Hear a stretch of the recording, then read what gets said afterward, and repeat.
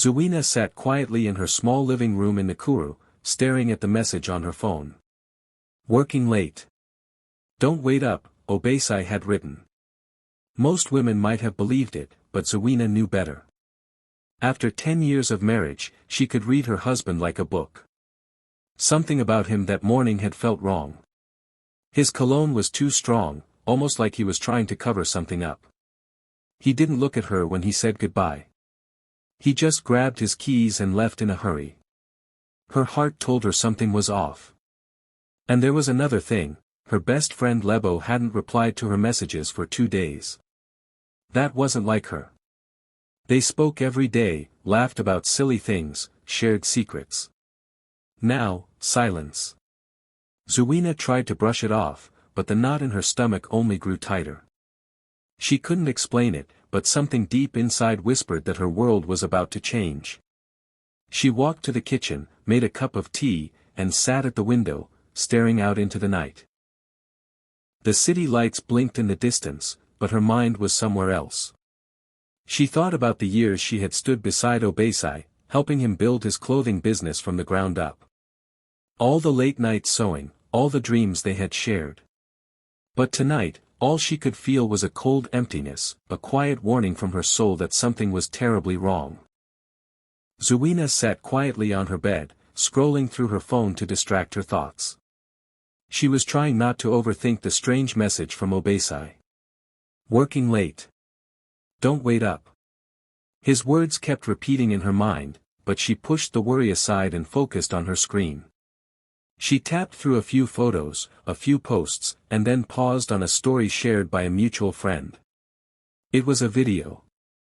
Nothing unusual at first, just decorations, flowers, people in colorful clothes. The location tag said St. Ao Cathedral. Zuena felt a chill run through her. That was the same church where Obesai's cousin got married last year. Curiosity pulled her in, and she let the video play. The music played softly in the background. The camera moved slowly, showing the beautiful decorations, then turned to the aisle. A bride was walking down, glowing, dressed in a stunning white gown, her smile wide and proud. Zuena leaned in, trying to see the groom's face. And then she saw him. Her heart dropped. Her breath caught in her throat. It was Obesai. Her husband. Standing at the altar, looking happy, waiting for the bride.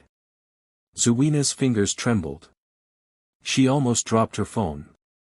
And then, as the bride reached the altar, the camera caught her face clearly.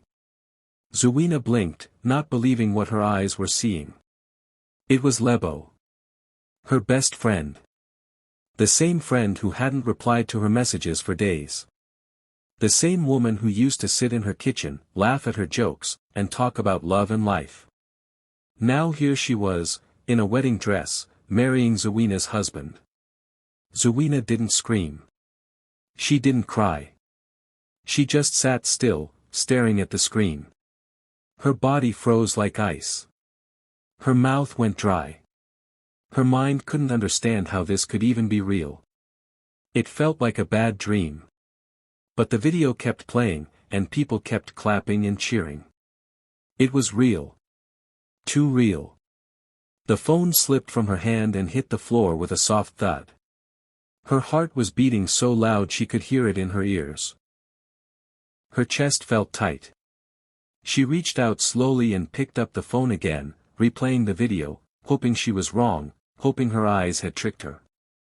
But no, it was Obesai. Smiling. Happy. And Lebo, holding his hand.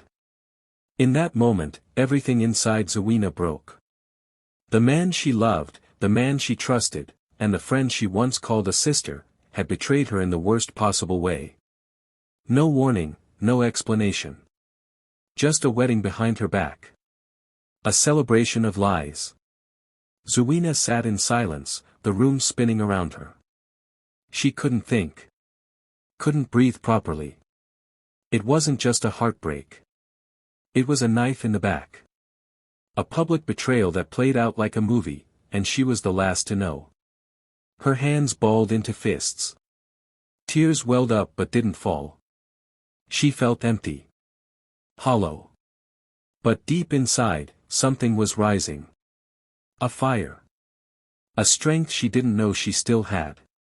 They thought she was weak. They were wrong. Zuena sat frozen, her eyes still locked on the screen.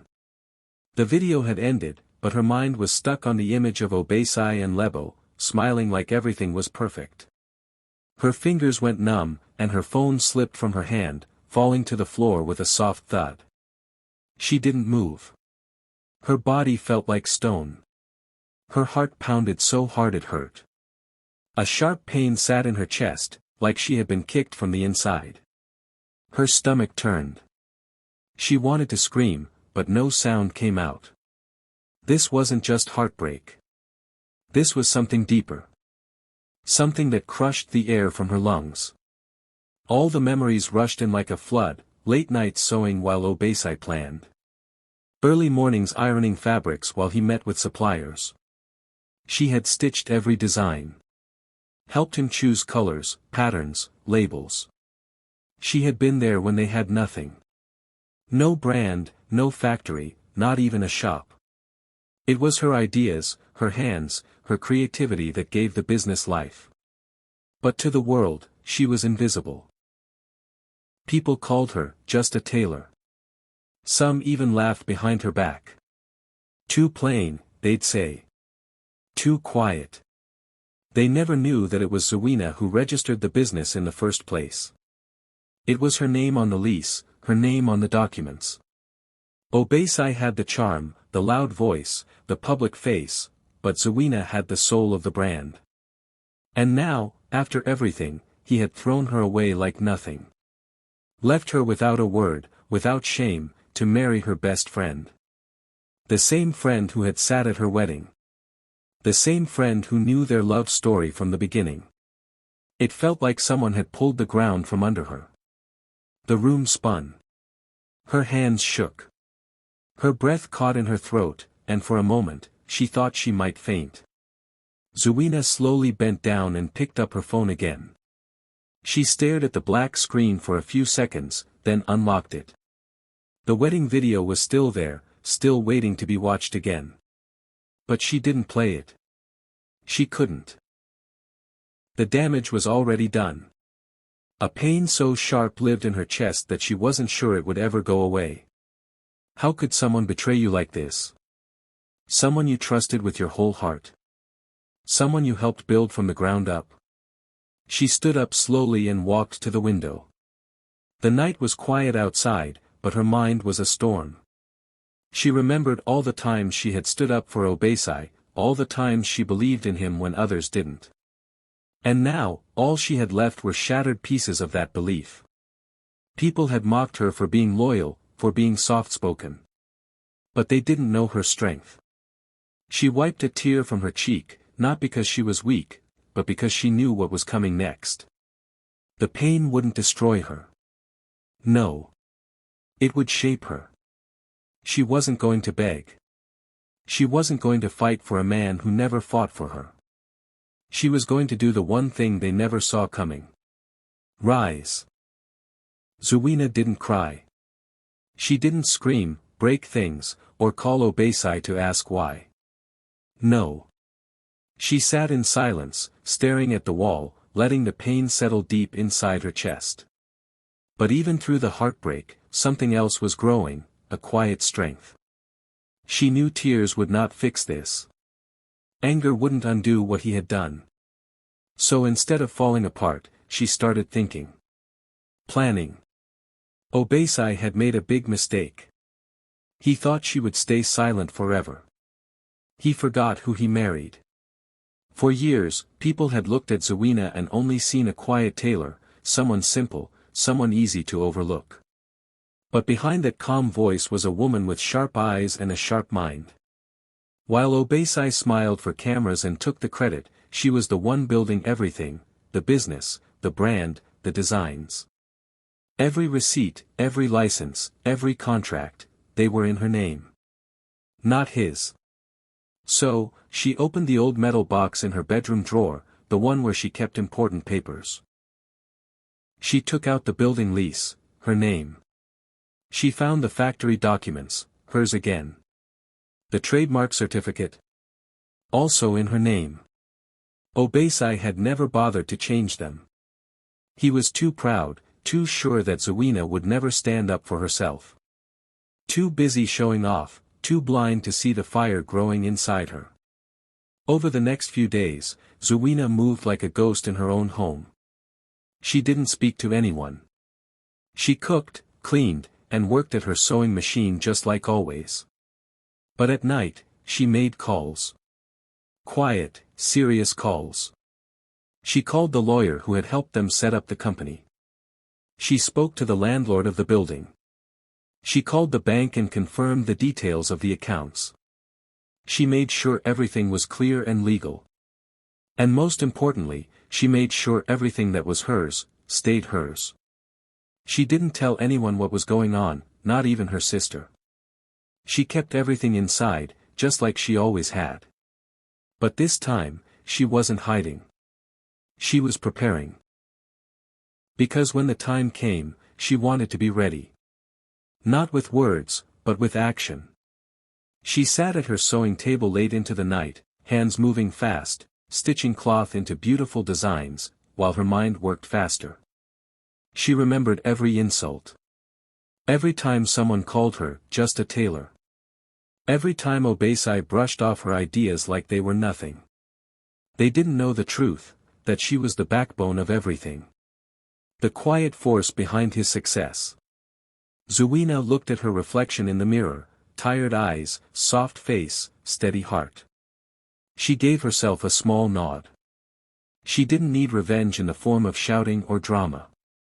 She had something better. The power to take back everything he thought he owned. Because in the end, it was never his. It was always hers. And now, she was done being quiet. She was ready. 3 days after the big wedding, Obasai returned to the house he had once shared with Zuina. He wasn't expecting a warm welcome, of course, but he didn't expect to find the gate locked either. He pressed the buzzer. Nothing. He called Zuina's number. No answer. He tried to push the gate open, but it didn't move. Confused, he walked around the house, knocking, shouting, calling again. But no one came. The curtains were drawn. The house was dark. It was no longer his. That was his first shock. He got back into the car, annoyed, and headed to the factory, the one they had built together. The one he proudly told people was his empire. But when he arrived, the security guard at the gate shook his head. "You're not allowed in," the man said. Obasai laughed, thinking it was a joke. But then he saw the papers on the door, a legal notice, a change of ownership. Everything was signed and stamped. He called the manager inside, but the number was no longer in service. His name had been removed from every document. The factory was gone. That was his second shock. Panicking now, he rushed to the bank. He tried to log into his business account, but the screen read, "Access denied." He tried another card. Blocked. He ran to the counter, shouting at the staff. The manager came out calmly and handed him a letter. It said the accounts were frozen due to ownership dispute, and everything was now under review. He felt sweat drip down his back. His money was gone too. Still in disbelief, Obasai stepped outside and reached for his phone to call Lebo. But before he could dial, he saw men standing around his car. They had a tow truck. "You can't take that," he yelled, running toward them. One man looked at him and said, "Sir, this vehicle is not registered in your name. We have instructions to collect it." His car, the one he used to impress clients, was taken before his eyes. That was his third shock. He finally made it to the new penthouse he had rented for himself and Lebo after the wedding. He opened the door and collapsed on the couch, exhausted and angry. Lebo walked in from the balcony, confused by his face. "What's going on?" she asked. He started ranting, explaining everything, the house, the factory, the accounts, the car. Libo's face went pale. She had married a man she thought was rich, powerful, successful. But everything was slipping away fast. Before they could even catch their breath, there was a knock at the door. A man handed them both an envelope. It was an eviction notice. They had 30 days to leave the apartment due to unpaid rent and frozen funds. Lebo stared at Obesai in shock, tears forming in her eyes. "I thought you owned everything," she whispered. Obesai sat down, his head in his hands. He didn't know what to say. For the first time, the proud, loud man had nothing left. Everything he thought was his had crumbled. Because the woman he betrayed? She had planned quietly. And now, she had taken it all back. Zuina sat on the soft beige couch under bright studio lights, wearing one of her newest designs, a simple but powerful outfit with bold colors and clean lines. She looked calm, strong, and beautiful. The show was called Makazi Women Rise, a popular talk show known for sharing real stories of women who turned pain into power. The host, a warm and confident woman named Maureen, smiled at her and asked gently, "Zuina, are you ready to share your story with the world?" Zuina nodded once. Her voice was soft, but steady. She didn't cry. She didn't speak with anger. She told the story as it was, the years of love, the quiet work behind the scenes, the betrayal by her husband and best friend, and how she chose not to fight with words but with wisdom. She shared how she had been laughed at, called just a tailor, ignored in her own company. How people celebrated Obesai while she stayed in the shadows. And then how everything changed. When she found out about the secret wedding, and how she quietly gathered every document, every proof, every right, and took it all back. The room was silent as she spoke. The audience listened carefully, eyes wide, hearts moved. Zuina didn't shout. She didn't blame. She simply told her truth. And that truth hit deep. Clips from the interview were uploaded to social media just hours later. Within minutes, people started sharing them. The comment sections exploded. "She's a queen. This woman is the definition of strength. I want to wear what she designs." The videos reached every corner of the continent. Women saw her and felt seen. Men watched and learned. Even people who had never heard of Zuina were now inspired by her grace and power. News outlets picked up the story. Radio shows discussed her. Celebrities reposted her clips. Her quiet strength, her calm confidence, it shook the internet. She became more than a tailor. She became a symbol. A face of silent strength, a reminder that power doesn't always scream, sometimes, it sows in silence. Back at her small workshop, the phone didn't stop ringing. Emails flooded in. Designers from Ghana, Nigeria, South Africa, and even Europe wanted to collaborate. Stores wanted her collection. Clients were lining up for custom designs. Her business, which had once been treated like a side hustle, was now in high demand. Her sister hugged her tightly one night and whispered, "You didn't just win. You rose." Zuina smiled. Not because of the fame. Not because of the orders. But because she had found herself again. The world now saw her, not just as a tailor, not just as a woman scorned, but as a force. And she had done it all without shouting, without revenge, without hate. Just quiet courage and clear actions. And as the orders kept rising, so did she. The sun was just starting to set over Cape Coast, painting the streets in gold and orange light. Outside a beautiful new boutique, with big glass windows and elegant dresses on display, a sleek black car pulled up.